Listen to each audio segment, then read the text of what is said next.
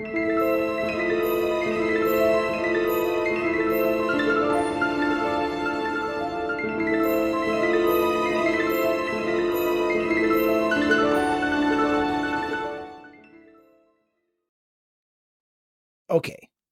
I'm sort of going back on what I said in last week's lecture. Um, I did at least record new material for the first lecture of these two that you're getting this week. But this has been kind of a ridiculously busy week for me. And after recording that first lecture, I was looking at the amount of material in the second lecture and realizing that I would be up later than I want to be tonight in order to get it finished up. Uh, so what I'm doing here is I'm recording this. This is brand new. This is new material. This is me in 2022. But the rest of this lecture, which, as you can see here, will be on the art and architecture of late antiquity, is going to be old material. I'm going to use recordings that I have made of this lecture in the past.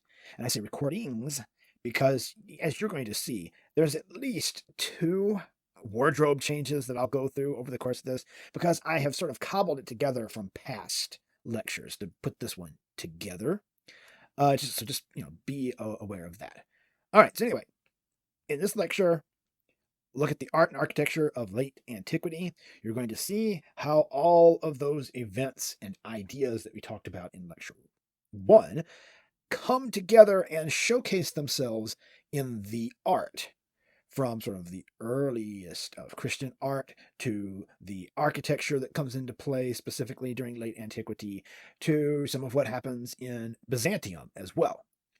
All right, so yeah, let's get started with it. Again, at this point, you're going to see me from either a year or 2 years ago, and then you're going to see a couple of wardrobe changes along the way, because I've sort of put this together from multiple sources.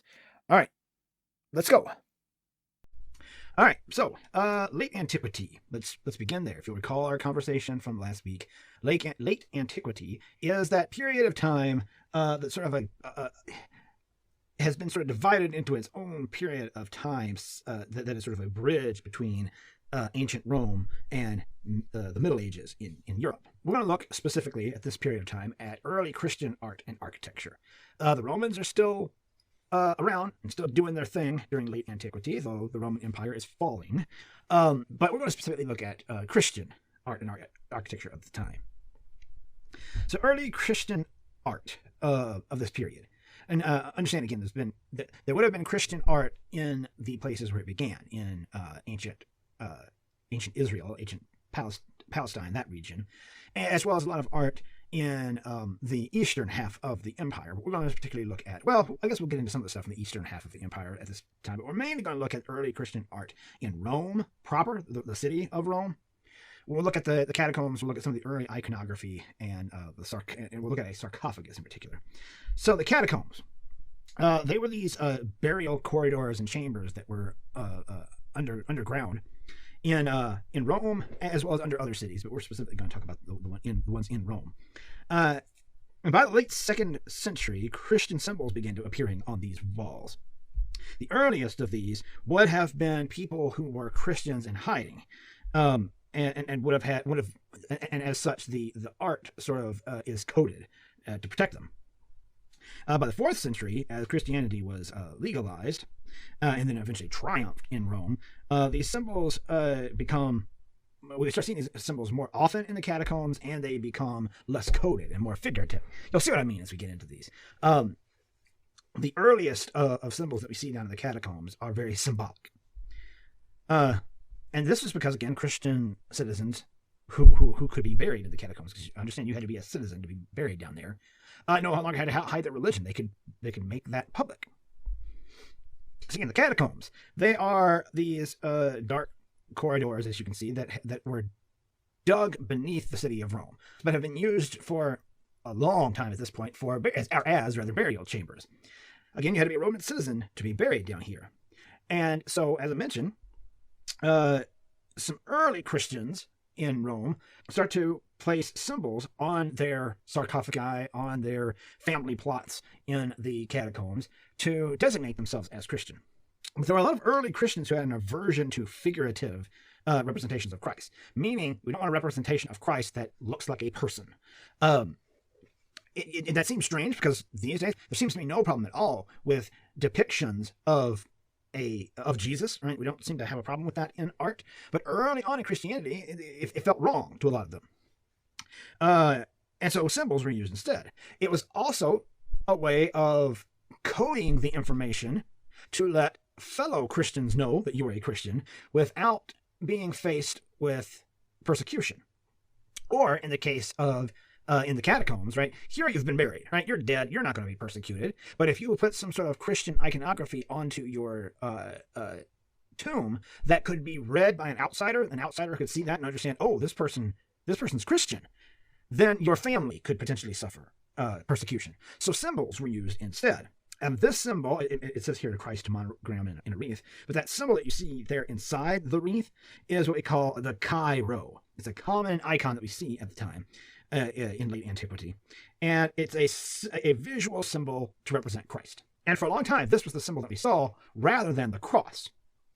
The cross, which is the symbol of Christianity worldwide now, it actually took a while for that to become the actual symbol of the religion. Because again, the cross itself represents the death of Christ. It's the thing that he died on. And so many early followers didn't want to celebrate that necessarily. It was seen as a somber, sad moment. And so for a lot of early Christendom, it was the Chi-Rho. Now, what is the Chi-Rho? Well, Christ, the name Christ, when written in Greek, using the Greek alphabet, is spelled as you see here. The first two letters of which are Chi and Rho. Right? What we would see as an X and a P in the modern day English alphabet. Right? Combine those together into this symbol right here, and you get the Chi-Rho. Right? It is a symbol, a visual symbol for Christ. And again, as we just saw, it would often be placed on tombs and things of that nature to denote that you yourself had been a Christian in life. But again, it was symbolic, and so other Christians, if they saw it, would recognize it. But those who would be outside of the religion might not necessarily recognize it. So you could then save your family from any sort of persecution after your death.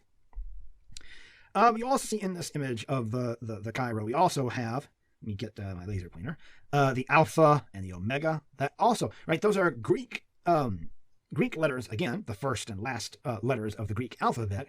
But again, in the Bible, Christ refers to himself by saying, I am the Alpha and the Omega. So putting those symbols on there might not necessarily immediately mean anything to someone outside the religion, but for those who would be Christian themselves, they would recognize that's also a symbol of Christ, Alpha and Omega. Now, some of the earliest paintings down, frescoes for those who were buried in the catacombs who were Christian, some of these early paintings start to become figural. This in particular is a fresco painting on the ceiling of a catacomb chamber of a Christian. The Christian would have been Priscilla, as mentioned there in the description in the corner. It presents a figurative, though still symbolic, representation of Christ, specifically here as the Good Shepherd. Now, interestingly, Christ, the depictions of Jesus, depictions of Christ, didn't develop the sort of bearded character that we know of now early on. A lot of representations of Jesus early on often show him as a young man, like this person here, and he's presented as a shepherd. Now, this is to be symbolic of his own story of I am the Good Shepherd, the good shepherd story. The allegorical ways that story explains how Jesus wants his followers to understand their role toward him and what his role is toward them, that kind of thing, right? And so putting a shepherd on the ceiling wouldn't necessarily, if I've painted a fresco of a shepherd on my tomb, that's not necessarily going to alert anyone who sees it that there is someone who is practicing an illegal religion, right? This is painted in this almost impressionistic style, right? There's very simple brushstrokes. Not a lot of attention to detail has been paid, and we know that a lot of Roman artists did pay a lot of attention to detail in their frescoes and paintings. It seems to have been done very quickly, right? And again, as I say, you need to be in the know to see this and understand it. To anyone else, right, outside of the Christian faith, seeing this, it would seem like it's just a simple painting of a shepherd, or in sort of Roman symbolism, a shepherd could just represent something as simple as a leader or a king, or maybe even a philosopher or a teacher. So this wouldn't have seemed like anything worth worrying about, right? And it wouldn't have cast suspicion on your family. But it's certainly braver than this, right? Here we have this sarcophagus of a man by the name of Junius Bassus. That this would have been made for him to be buried sometime after 359. It's the sarcophagus in which Junius was buried, and by this point, Christianity has been legalized. Roman citizens who were Christians didn't have to worry, and so became much more brave, if you will, with decorating their sarcophagi with figurative, much more overt Judeo-Christian imagery. The sarcophagus is covered with, like high relief sculptures. These are relief sculptures, but they're high relief sculptures that portray specific scenes from the New and Old Testaments. Like, down here, there's Adam and Eve, right? Here's Zacchaeus climbing the tree just to see Jesus. There are Judeo-Christian stories, right, that have no link to to Roman mythology. Up here at the top, let's get a closer look at that. We have a representation of Christ enthroned. He's sitting on a throne here, with Peter on one side and Paul on the other. Sorry, my phone moved as I tried to move my laser pointer. Again, Christ isn't shown yet with that beard that we're all so familiar with. That would have been the custom at this time. He wasn't portrayed as having a beard yet.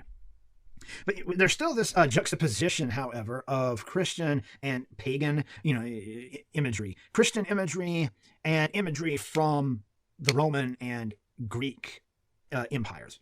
For one, Jesus has been pictured here. He's been depicted here very much like a Greek philosopher would have been, right? He's seated, he's teaching with his hands in this sort of gesture that's very reminiscent of how the Greek philosophers would have taught. And in addition to that, I did not mean to do that. In addition to that, down here below, we seem to have a Roman sky god who is holding up heaven. That's an interesting choice to have something like that in what is now a Christian image. But also there's this interesting little detail that Christ's foot is just stepping over the edge, kind of pushing down on him, which seems to be indicative of Christ's triumphs over these pagan gods. And of course, now you don't hear me use that word pagan a lot. Pagan is a term that once the church is in control in the Middle Ages, pagan is what they sort of label everything that all of the different religions and practices and customs that predate Christianity in Europe. Right? They start to label that stuff as pagan and needing to be stamped out and gotten rid of. Right? And here we have a sort of an early representation of that way of thinking. Just for the fun of it, I thought we would also take a look at Ambrosian chant. This is something that comes along during late antiquity.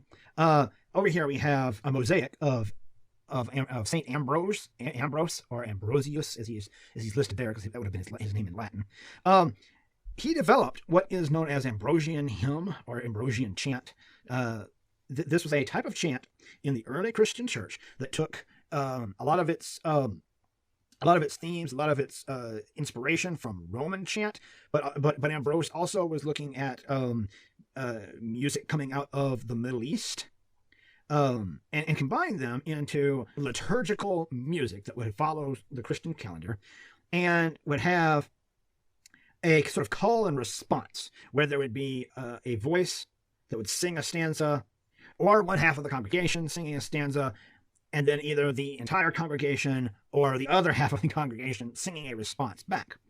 It is completely what we call monophonic, meaning that there is one melody without an accompanying harmony or chords. Right? So everybody's singing one note together. And as I say, there's sort of a call and response. There's going to be someone singing a part and then others answering that part back and forth. We'll play a small portion of it. I'll try to remember to also, in the material, post a link to this music itself, just in case YouTube dings me for any copyright things. We'll play a little bit of it here.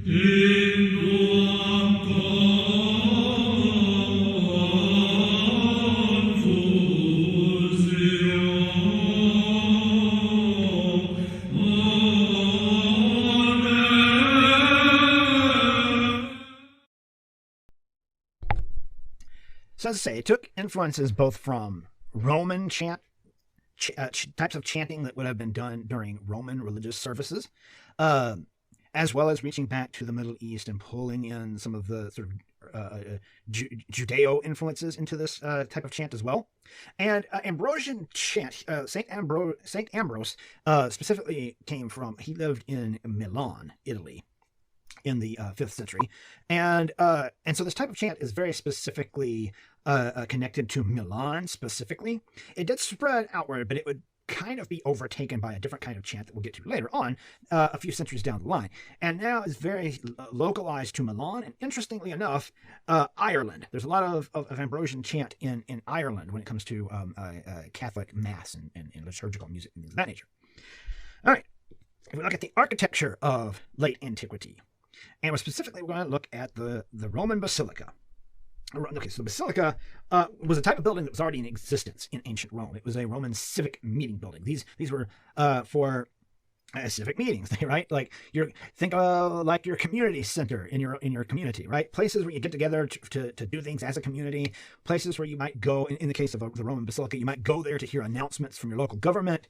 There may be events that would be held there, things of that nature, right?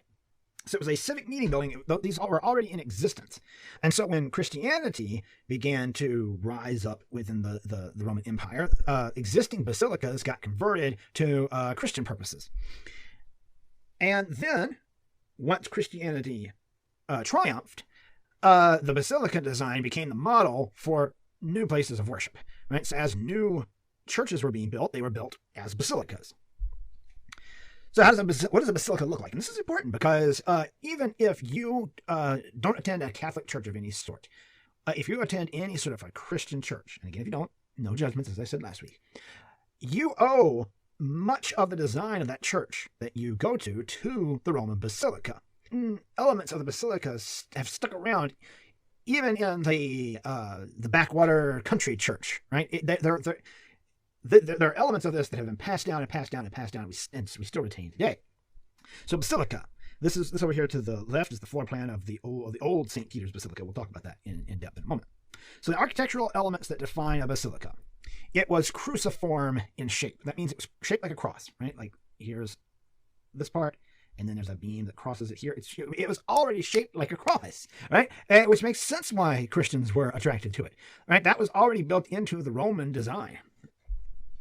So there's like a central rectangular hall that then gets divided up by rows of columns into what are referred to as the nave. That's this big central portion right here. And this is where people would have, I was about to say where they would have sat, but no, there was no seating in a basilica. You stood for worship. But this is where the worshipers would stand, right?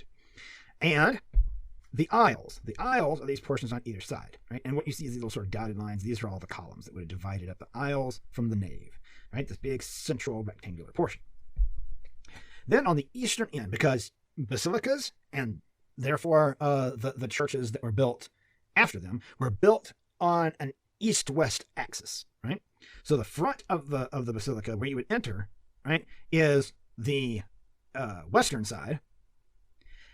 Unfortunately, this has been turned the wrong way. This particular, but if I turned it the other way, all of the text would have been backwards, so I didn't flip it. The eastern side has what's referred to as the apse. The apse, the apse is where the altar would have been, as you see here, right? This is where the priest would give the homily, where mass would be done, where communion would have been served, all of that. That happens in the apse. Then there's the transept, and that's this perpendicular hall that runs, perpendicular to the central hall. It's the part that makes the whole thing into a cruciform shape. Sometimes there would be an exterior atrium. That's this portion out here, but not always, right? An atrium or a courtyard, but not all basilicas would have that. And that would also be lined with columns. The Greek and Roman columns would continue well into early Christendom. All right, so this is a cross-section, an artist reconstruction of the Basilica Ulpia, which does not exist, that would have been built in 112 CE. So this would have been a meeting hall that was not designed for Christian purposes whatsoever, right? And we see the design of it. There's that central nave. Here are aisles to the sides, divided off by all these columns. Down there at the end would have been the apse. And we see represented by this bit of building that we can see here, and over here, the transept that crosses this whole thing, right? It's all built on a cross. Right? And then there was this upper portion as well. There was this upper portion here, right, that really didn't serve much of a purpose. No one could go up there. It was just giving the whole thing height. Well, as you can see, the St. Peter's Basilica, here it's called the Old St. Peter's Basilica because this has been destroyed. It was destroyed and built over. But we'll talk about that later. It would have been built somewhere in the 1330s or the 330s or the 340s. And it was commissioned by Constantine, or either by Constantine or one of his immediate successors, to be built in Rome over the spot where tradition says St. Peter, who founded the church in Rome, was buried after his martyrdom. The tradition says he was martyred by the Romans, crucified him as well, but they did so by turning the cross upside down, so he was crucified with his head pointing downward. But as you see, it's built on a Roman basilica model. It became the center of Catholicism and Western Christianity as a whole, which is why to this day it's referred to as Roman Catholicism. Right? This was the seat of the church, St. Peter's Basilica. For centuries, it attracted international pilgrims from all over Europe and eventually even farther out. But it was dismantled in the 17th century, so like the 1600s, and replaced by the newer St. Peter's Basilica that still stands to this day. So we only have drawings, paintings, architectural designs, and things of that nature of it. But again, take a cross-section of the interior of the old St. Peter's, which is here on the right, compare it to the old Roman Basilica design from a couple centuries before it, there on the left, and you can see that the same architectural language was just repurposed in the case of the Christian Basilica. Right? We just very simply took a pre-existing Roman archetypal building and repurposed it as a place for Christian worship. St. Peter's Basilica was just one. It's not as if it was the only one. These were built all over Europe. And a few of them still stand. Let me move myself out of the way. There are a few of them that are still standing, and these are very ancient buildings, so the fact they're still standing is impressive. This is the Basilica of Santa Sabina. It would have been built in Rome in 432. We're looking at the eastern end, so this is the asp here on this end. We can see the central nave. The transept would be this little. You can see this portion, and that portion gets repeated on the other side. That would be the transept that would have cut across. We can't see the front end of it from here. We go inside, and we can see inside exactly those architectural elements that we were talking about. Right? Here's that central nave. Down here at the end would be the apse. The apse was usually built on sort of a half arch, so that it was rounded like this. And down here would be the altar. Right, the transept cuts in through this door that you can see right here, and on the other side, if we could just see the other side, there'd be a door there as well. That's where the transept cuts across the central nave. The nave, of course, is divided off, and there are aisles on either side that are separated from the central nave by these columns, which you'll note all have Corinthian capitals there. Right? And these Roman arches. It's not as if the language of Roman civic and architectural design just completely and utterly just like vanished overnight. It was still put to use, but it was put to use very specifically for Christian worship. But the Basilica of Santa Sabina has one other particularly important distinction, and that is that on the main door, there are these, and this is made of wood, by the way. The main door made of wood has these panels that have been put into it. And these panels tell several biblical stories from both the Old and New Testament. And this one right here, you're going to recognize, right? This is looking a little bit more like the kind of Christian iconography that we see here now. We're getting much later into late antiquity. We're about to hit the Middle Ages proper. And you'll see that we have a Jesus here that looks a little more like the mature depiction of Jesus that we think of now, right? A little bit of a beard going on there. The hair is a bit longer. But you'll recall I said for a lot of early Christendom, we didn't see depictions of the cross. Not only are we seeing a depiction of a cross here, we are seeing a depiction of Jesus dying on the cross. And that, so this door, this particular crucifixion scene has the distinction of being at least the oldest confirmed depiction of the crucifixion that we know of. That sounds like it might be important, something to write down. All right, this is at least, there are others that try to claim that they are older than this.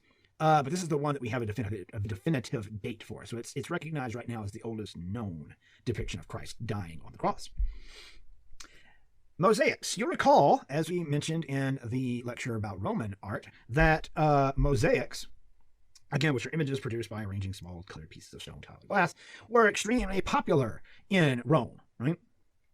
And so it makes sense then that the earliest Romans to convert to Christianity would make a lot of their art as mosaics as well. And so in late antiquity, there are a lot of artists who begin incorporating Christian imagery into their mosaics. These Christian mosaics is that Christian and pagan elements coexist within them in the same way that we saw with that sarcophagus earlier. So this is I'll just leave myself over here. This is an excellent example of it. This is a vault mosaic that's inside the church of Santa Costanza in Rome that would have been made sometime between 337 and 354.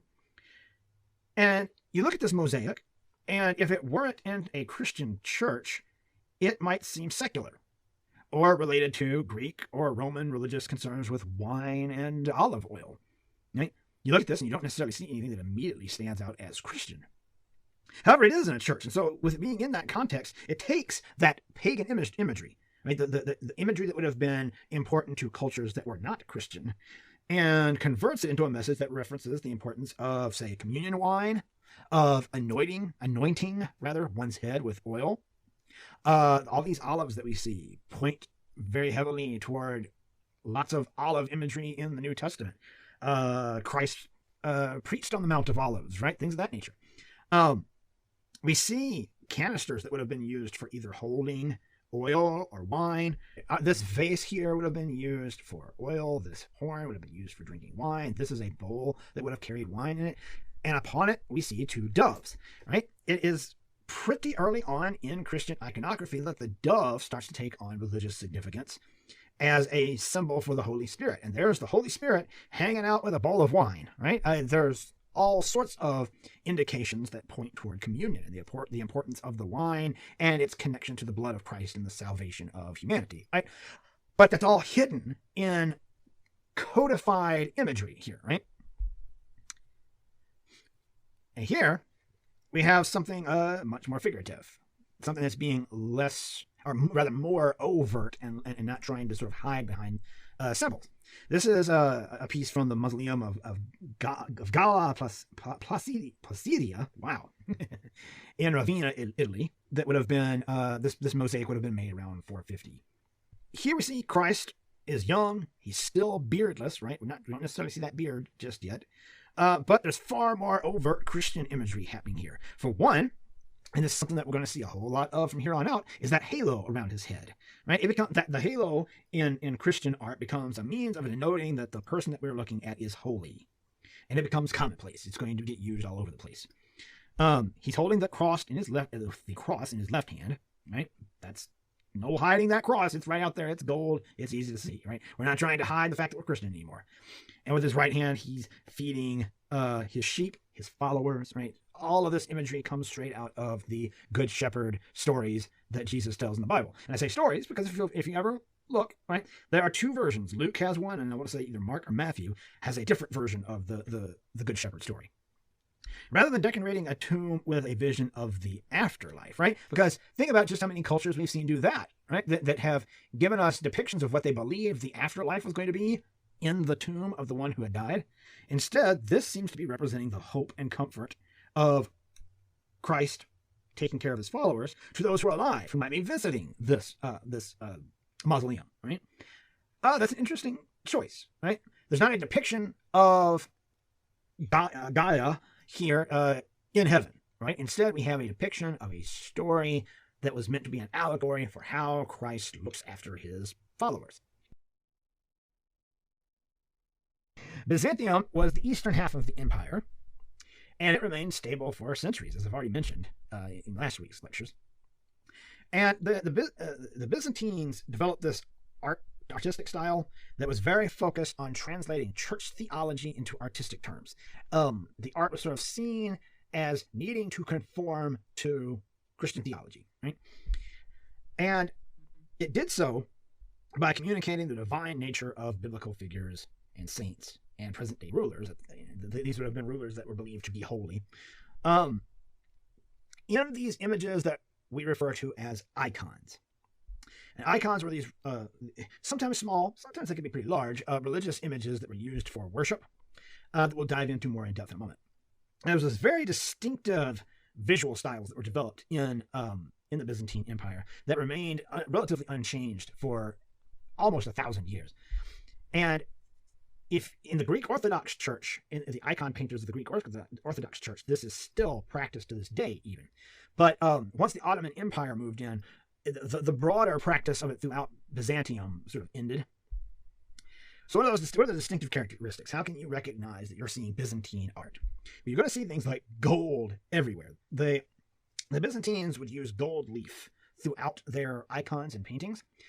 This was meant, let me move this over here. This was meant to as a means of showing that the place in which this was a way of showing that the setting was not of this world, right? Oftentimes, gold leaf would be put into the background, into negative spaces, to create the sense that we are in heaven or we're in a place that can be that is incapable of being defined. We're going to see halos again. We saw it in the Western art, but we're going to see it much earlier in Byzantine art. Halos around the heads of very important or holy figures. And interestingly, Byzantine art is abstract, but not only is it abstract, it is anti-naturalistic, right? It's not as if these artists didn't know how to make art that looked naturalistic. They were very specifically going against that because it was the feeling in the Orthodox Christian Byzantine Empire that only God should do something like that. That is God's place, right? To make something naturalistic looking. So you're going to often see a flattened space, right? There won't be a sense of any sort of depth. There won't be any sense that these things are happening in a room or in a field or what have you, right? It's going to be a very flattened space. There's also what I refer to and what you'll see oftentimes referred to as the Byzantine face. Right? The Byzantine face is just this generic face with little to no expression that almost every single one of the Byzantine characters will have. Right? There's very little differentiation in the face to give them any sort of an individualized quality. Different characters will be differentiated from one another by very specific colors of clothing that they should be wearing, items that they should be holding, maybe by certain hairstyles or beard styles, things of that nature. You're not going to see them really differentiated by facial features. Not for the most part, at least. Then the Byzantines also had this tendency of very elegantly giving human proportions an elongated feel. You'll see long, skinny fingers. You'll see faces that seem sort of stretched. Bodies will be stretched out of proportion. Things of that nature. And it's done in this very sort of elegant manner. So here are some examples of some icons here. Right? These are from different periods throughout this 1,000-year reign of the Byzantine Empire. An icon, again, is a painting of a holy figure done in the traditional style on wood and then venerated by people of Eastern Orthodoxy churches during the Byzantine Empire and in Greek Orthodox churches to this day. And it would be a devotional aid. Many Greek Orthodox practitioners will be encouraged to pray to the saint depicted in the icon so that saint can then go and speak to God on your behalf. And it's an important little tidbit of information to know that St. Luke is traditionally considered the first icon painter. Right? St. Luke wrote the Gospel according to Luke and wrote the book of the Acts of the Apostles.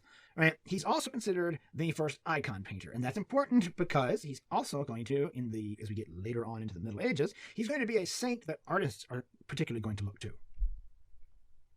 Now, this is an important icon here, this icon of Christ, done in the 6th century, and it can be found in Constantinople, or it has, of course, been renamed back to Istanbul. It's Istanbul now. There's this high degree of realism. Jesus himself kind of finally has that mature iconic depiction that we're all used to. Well, let's go back. These icons, as you can see, they display all those different things that I was just talking about. Look at all that gold. All that you see that looks super shiny like gold, looks super shiny like gold because it is gold. It is gold leaf that would have been used in these. You see the very flat sense of space, right? It's as if these individuals are just like slapped up against the wall that's behind them, right? If that's even a wall. There's just gold back there, right? You see the elongated proportions. Look at those long, skinny fingers. And then look at that face. That's that That's that Byzantine face I was talking about, right? Not even Jesus here in the middle completely gets away with it, or without it, rather. So this is Mary here. This is, I believe, the Archangel Michael, I believe. And this is Christ in the middle. But look at their faces. All their faces essentially look the same, right? All three of them. Jesus just gets a beard, right? Again, they are distinguished from one another by what they wear, by the symbols that they hold, by the colors that are surrounding, things like that. Mary over here, interestingly, has little baby Jesus, who looks like just a little tiny grown man. That is also something that you're going to see a lot in the Middle Ages, and even to a certain extent into the Renaissance, though that's kind of where it finally starts to go away, is that the artists just seem to be very reluctant to portray baby Jesus as a little baby. He usually looks like a grown man who's just been shrunk down to the baby size, right? We'll see some pretty funny examples in some cases. But now we get to this piece, which is really early on, interestingly. And Jesus is given a much more naturalistic look about him. He still has those elongated features, right? He's stretched. His hands are stretched. His face is stretched. The space beyond him is somewhat flattened, but there's still a little bit of a look like are these buildings back here? Are they going off into the distance, right? It feels like this is early on, before the Byzantine Empire really strictly enforces the anti-naturalistic way of making art. Now, something I want to tell you real quick, because it happened last year in this class, and it irked me. So I mentioned that, right, that icons are still being created to this day. Icons are still being created and still being used in some of the Eastern churches. So last year, on the exam that covered the Middle Ages, I had a question where one of the things that you could choose to write about was the icon of Christ. Right? I'm not going to dive into what the question was in whole, but one of the things you could choose from was this icon of Christ, right? Well, we were in the classroom. This was in the days before Corona, and it was also before Professor McIntosh and I realized that we also apparently needed to take smartwatches away before an exam, because we had a good number of people. I won't go into the actual number, but a good number of people who clearly had used some sort of iWatch or smartwatch, and all they did was Google icon of Christ, right? So what did they write into their essays? And it was, like I said, it was a good number of them. It's not like it was just one person who did this. I was reading it and I was like, what is with this? What are they even talking about? Because they were writing about how certain icons, like the icons that come from this particular company in Greece, have attracted many people over the years. And it went on to sort of talk about and explain how inexpensive these icons were, and how master artisans work on these things, and they're done to your specifications. Like, what in the hell is this? And when I typed the words icon of Christ into Google, damn if the very first result in Google wasn't a website for a company in Greece that makes icons that was trying to sell you icons. And that was what the person wrote about. Don't do that crap, please. And I know I'm probably preaching to the choir. I'm probably talking to the people who are not even going to think about doing such a thing, right? The people who might possibly do that may not even see me mentioning this, but there's a nice little stupid story for you. There was no need to take any notes during any of that. As I said, this style continued for centuries, and it remained fairly unchanged. I mean, here's a piece that's done in the 1400s by actually someone we have a name for, Andrei Rublev, who is essentially, I mean, like, there's some changes. There have been some changes, right? There's at least a little bit of a sense of depth of space, right? But there's still that generic Byzantine face. There's still all that gold leaf. There's still these elongated figures, right? It continued very, very much almost unchanged for a millennium, very nearly a millennium. The architecture of Byzantium. We'll specifically look at Hagia Sophia. I struggle a little bit with saying that. Here's why. When I was in undergrad, like yourselves, had a teacher who referred to this church over and over again as Hagia Sophia. The church is actually called Hagia Sophia. But my brain will every now and then try to go back and say Hagia. It's Hagia Sophia. And we're going to specifically talk about the innovation demonstrated by this church of dome and pendentive construction, right? So dome and pendentive construction. Pendentives. What are pendentives? They are, let me get my laser pointer going, these inverted triangular structures. Inverted meaning they point downward, right? The wide parts at the top. that permits placement of a dome over a square space, right? So rather than a dome over a drum, we can build a square space, and we can use these Roman arches in between to create pendentives that take the weight of that dome and transport it down to an increasingly tapered inward point where the weight then presses down. The wide portion of the triangle up in here takes the weight and transfers it down. That's dome and pendentive construction. And it allows for something like Hagia Sophia. Hagia Sophia is a gorgeous church. It was built over a 5-year period from 532 to 537. It once the Ottoman Empire took over and there was Muslim influence came into the region, it was converted into a mosque. Hence these turrets that are now on the front of it. But the original portion is all this back here, right? And Hagia Sophia is built up of many domes atop pendentives. So the interior, we can see that one really large central dome there at the top. But those pendentives, right, these triangular portions that come downward, allowing the whole thing to be built upon a square platform, also allows for other like half domes to be built outward. And so there's dome and then another half dome and another half dome, right? There are domes all around the church. Does this photograph show us that? Not very well in this one. Now it's just a historical landmark. It's not really used as a Christian or as a Muslim place of worship. But you can see down here the Arabic symbols that have been added to it. And up here you can see a lot of Christian iconography, these angels and holy figures up here that have been slowly uncovered over the years, because a lot of that stuff got covered up when this was converted into a mosque. So there's no telling how much art has still yet to be discovered because it got covered up.